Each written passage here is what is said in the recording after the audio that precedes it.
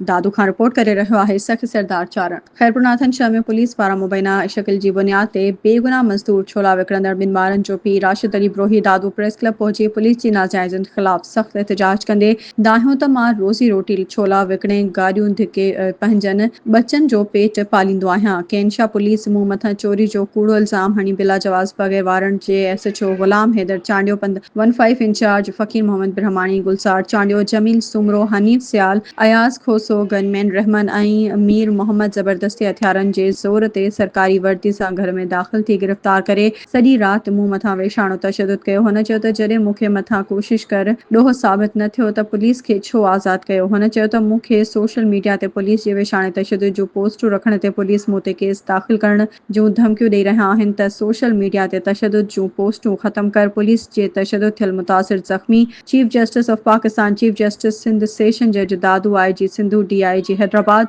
SSP दादू खां मुतालबो थो करियां त फौरी तौर सोमोटो नोटिस वठी मुलविस पुलिस एहलकारनि ख़िलाफ़ सख़्त क़ानूनी कार्रवाई करे मूंखे ग़रीब मिस्किन खे तहफ़ुज़ ॾियण समेत इंसाफ़ कयो वञे। इंसाफ़ न मिलियो त कोर्ट जो दर खड़काईंदासीं।